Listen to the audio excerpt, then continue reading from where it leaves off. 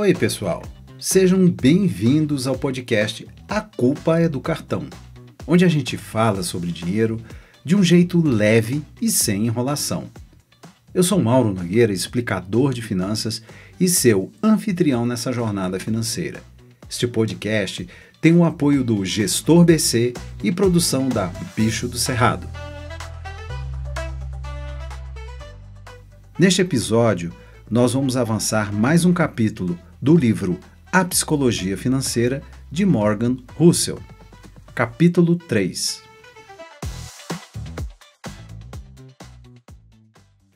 Nada é o suficiente. Mesmo quem já é rico comete loucuras.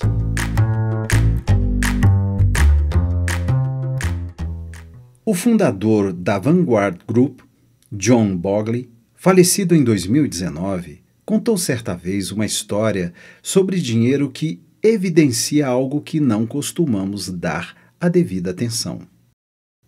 Em uma festa oferecida por um bilionário em Shelter Island, o escritor Kurt Vonnegut informa ao amigo e também escritor Joseph Heller que o anfitrião, um administrador de fundos de hedge, ganhou mais dinheiro em um único dia do que Heller ganhou em toda a vida com seu popular romance Ardil 22.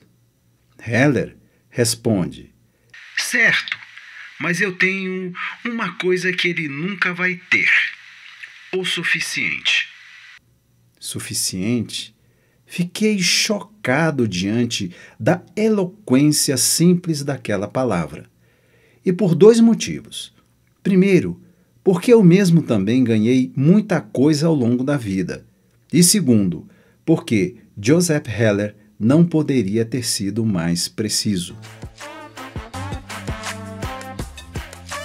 Para uma parcela crítica da nossa sociedade, que engloba boa parte dos mais ricos e mais poderosos, parece não haver um limite que defina o que é o suficiente. Esse é um conceito fundamental e muito poderoso. Deixe-me dar dois exemplos dos perigos de não se ter o suficiente e que lições podemos tirar deles. Raja Gupta nasceu em Calcutá e ficou órfão na adolescência.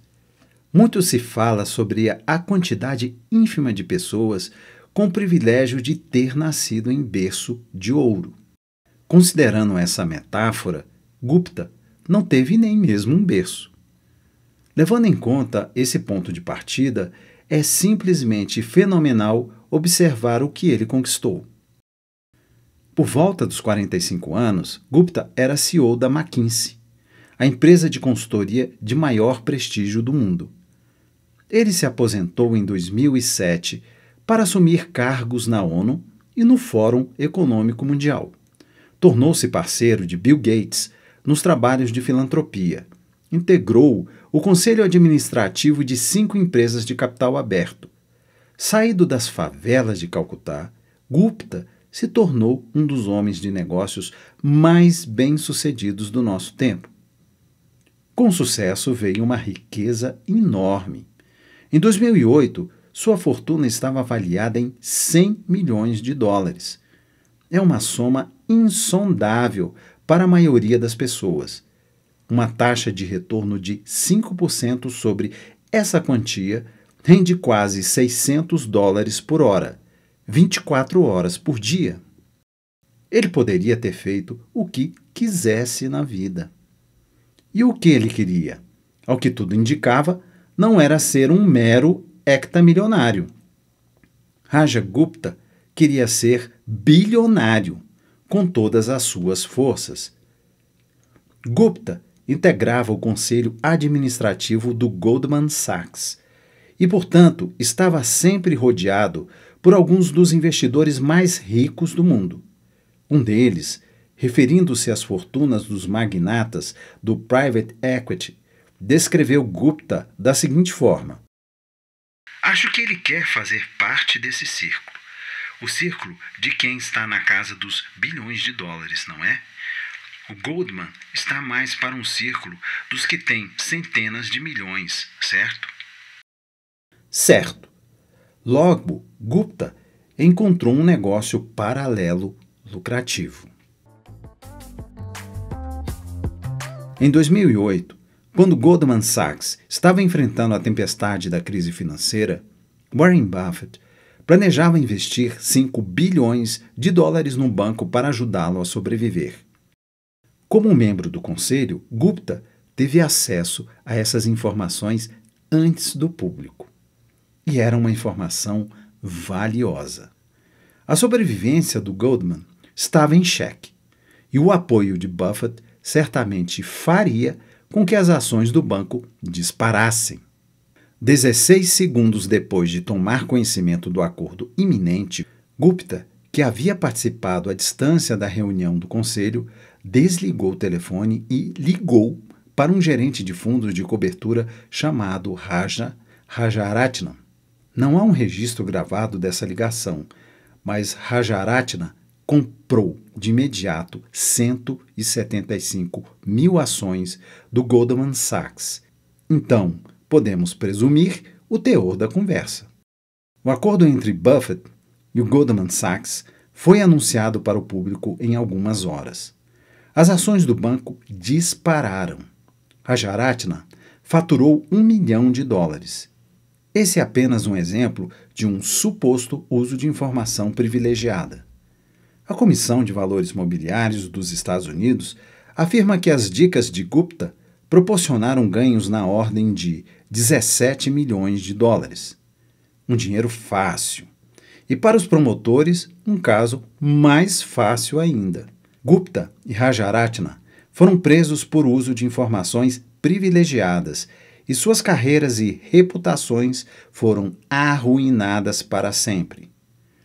Vejamos agora o caso de Bernie Madoff. O crime que ele cometeu é bem conhecido. Madoff é o mais notório operador de esquema Ponzi desde Charles Ponzi em pessoa.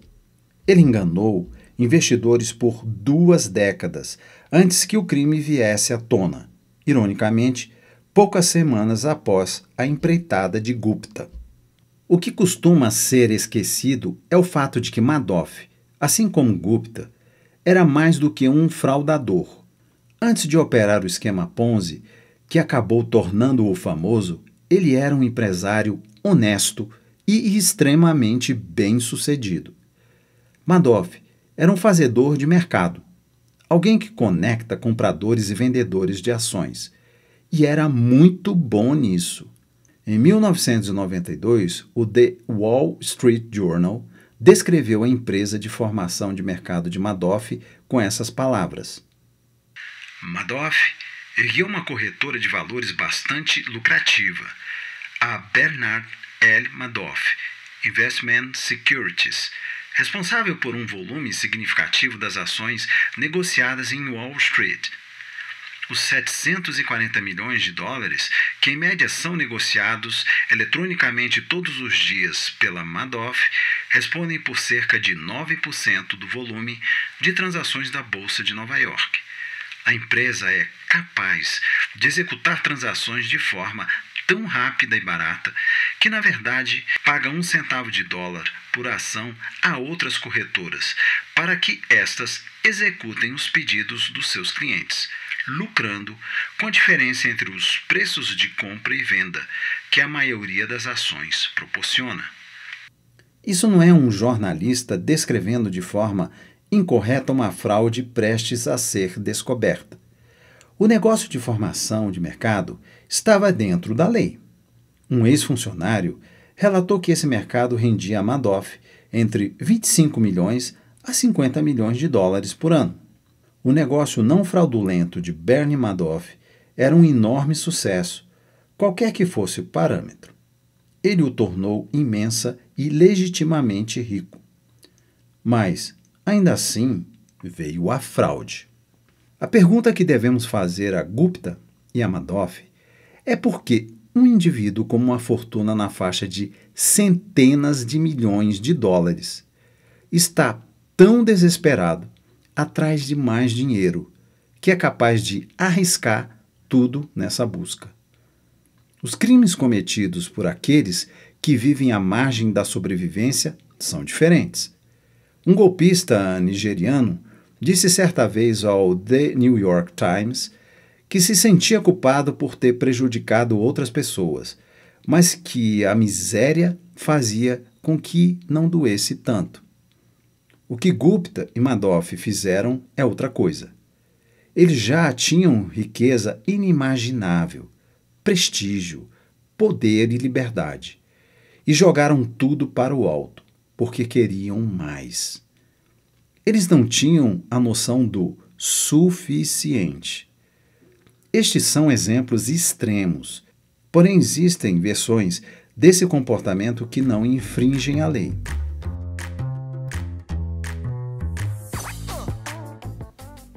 O fundo de cobertura Long Term Capital Management era formado por traders com fortunas individuais na casa das dezenas e das centenas de milhões de dólares, e com a maior parte dessa riqueza investida nos próprios fundos. Então eles correram tantos riscos na busca por mais dinheiro que conseguiram perder tudo que tinham, em 1998, em meio à maior alta de mercado e da melhor situação econômica da história. Warren Buffett falou algum tempo depois. Para ganhar dinheiro que não tinham e do qual não precisavam, eles arriscaram aquilo que tinham e de que precisavam. Isso é estupidez. É estupidez pura e simplesmente. Arriscar algo que é importante para você em troca de algo que não é importante para você não faz sentido algum. Nada justifica arriscar algo que você já tem e do qual precisa por algo que você não tem e do qual não precisa. Isso é uma daquelas coisas que são óbvias e ignoradas na mesma medida. Poucos de nós vamos ter 100 milhões de dólares algum dia, como Gupta e Madoff tiveram. Contudo, um percentual considerável dos leitores desse livro, em algum momento da vida, terá um salário ou uma soma de dinheiro suficiente para cobrir tudo aquilo de que precisam e muito do que desejam. Se você é uma dessas pessoas, mantenha algumas coisas em mente. Primeiro, ao lidar com dinheiro, a coisa mais difícil a fazer é parar de reajustar as metas para cima o tempo todo. Mas é também uma das mais importantes. Se as expectativas aumentam graças aos resultados positivos, não há lógica em correr atrás demais, porque no final das contas, você vai acabar sempre com o mesmo sentimento. É perigoso quando o desejo de ter mais dinheiro, mais poder, mais prestígio, faz a ambição crescer a uma velocidade maior do que a satisfação. Neste caso, um passo adiante empurra a meta 2 passos à frente. Apesar do avanço, a sensação é de estar ficando para trás, e a única forma de alcançar a meta é correndo riscos cada vez maiores. O capitalismo moderno é ótimo em fazer 2 coisas: gerar riqueza e gerar inveja. Talvez elas andem de mãos dadas. Querer superar seus pares pode ser o combustível para se esforçar mais. No entanto, a vida não é nada divertida sem um senso de suficiência. A felicidade, como se diz, é o que sobra dos resultados depois de subtraídas as nossas expectativas.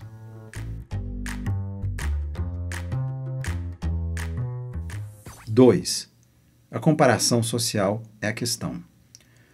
Imagine um jogador de beisebol novato que receba $500 mil por ano. Não importa o parâmetro adotado, ele é rico. Digamos, no entanto, que ele jogue no mesmo time de Mike Trout, que tem um contrato de $430 milhões por 12 anos. Em comparação ao astro, o novato parece falido. Pensemos então em Mike Trout. $36 milhões por ano é uma cifra absurda. Porém, para figurar na lista dos 10 gestores de fundo de cobertura mais bem pagos em 2018, era preciso faturar ao menos 340 milhões em um ano. É com eles que pessoas como Trut podem comparar suas receitas. E o gestor de fundos de cobertura que ganha 340 milhões por ano se compara aos 5 maiores gestores de fundos de cobertura que faturam 770 milhões ou mais em 2018. Esses gestores de alto escalão podem mirar em pessoas como Warren Buffett, cuja fortuna pessoal cresceu 3,5 bilhões de dólares em 2018. E alguém como Buffett poderia pensar em Jeff Bezos, cujo patrimônio líquido cresceu 24 bilhões em 2018, uma cifra que corresponde a mais dólares por hora do que o jogador de beisebol rico ganhou em um ano inteiro. A questão é, o teto da comparação social é tão alto que, em teoria, ninguém jamais será capaz de alcançá-lo. Portanto, é uma batalha que não pode ser vencida. Ou, talvez, a única maneira de vencê-la não envolve lutar, para começo de conversa, mas aceitar que você já tem o suficiente, ainda que seja menos do que os outros ao redor. Todo ano, um amigo meu faz uma peregrinação a Las Vegas. Em uma dessas idas, ele perguntou a um croupier: quais jogos você joga e em quais cassinos joga? O croupier respondeu com total seriedade: A única forma de ganhar em um cassino em Las Vegas é sair dele logo depois de entrar. É exatamente assim que funciona o jogo de tentar alcançar as fortunas alheias.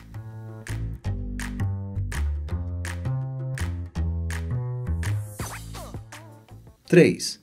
Suficiente não é pouco. A ideia de ter o suficiente pode parecer conservadora, desperdiçando oportunidades e potenciais. Eu discordo. Suficiente é perceber que o oposto disso, ter um apetite insaciável por mais, vai levá-lo até o ponto de arrependimento. A única maneira de saber o quanto você aguenta comer é comendo até passar mal. Poucos tentam fazer isso, porque, por melhor que seja a comida, vomitar não compensa.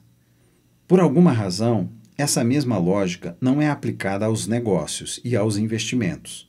E muitos só param de correr atrás de mais quando vão à falência e são forçados a parar. Pode ser algo que só cause mal a você mesmo, como ter uma crise de burnout no trabalho ou alocar recursos em um investimento arriscado que você não tem como bancar, ou em casos extremos, agir como Raja Gupta e Bernie Madoff, recorrendo ao roubo porque cada dólar vale a pena, dane-se as consequências. Quarto, há muitas coisas que não valem a pena arriscar nunca, independentemente do ganho em potencial. Depois de deixar a cadeia, Raja Gupta disse ao The New York Times que aprendera uma lição. Não se apegue muito a nada. Seja a sua reputação, as suas conquistas, a qualquer coisa do tipo. Eu não paro de pensar sobre isso. Qual a importância dessas coisas? Ok? Tudo isso destruiu injustamente a minha reputação. Mas a minha reputação só é preocupante se eu estiver apegado a ela. Essa parece ser a pior lição possível a ser tirada da experiência pela qual ele passou, e soa como uma desculpa reconfortante proferida por um homem que deseja desesperadamente recuperar sua reputação, mas que está ciente de que ela está destruída. Reputação é algo inestimável. Liberdade e independência são inestimáveis. Família e amigos são inestimáveis. Ser amado por aqueles que você deseja que o amem é inestimável. Felicidade é inestimável.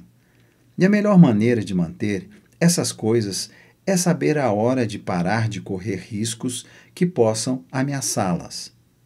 É saber quando você tem o suficiente. E aí, gostou desse episódio? Eu espero que sim. Vamos continuar então com os próximos capítulos do livro A Psicologia Financeira de Morgan Housel. Vou ficando por aqui e espero você no próximo episódio.